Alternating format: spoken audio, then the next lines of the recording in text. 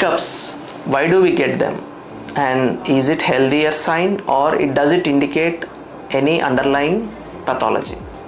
Hiccups is repeated diaphragmatic irritation leading to contraction of the muscles, causing difficulty in swallowing and disturbance to the normal breathing pattern.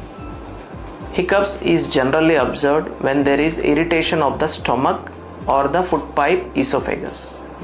When you try to take more spicier food or more hot food in a short period of time, you can have hiccups. So what are the pathological causes? When do we need to meet a doctor if your hiccups are more?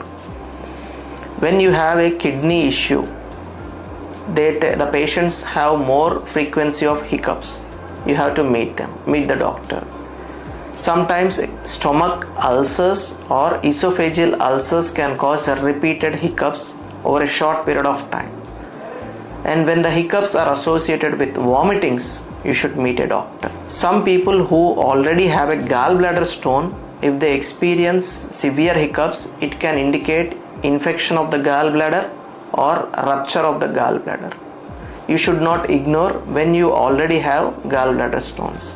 When you take multiple medication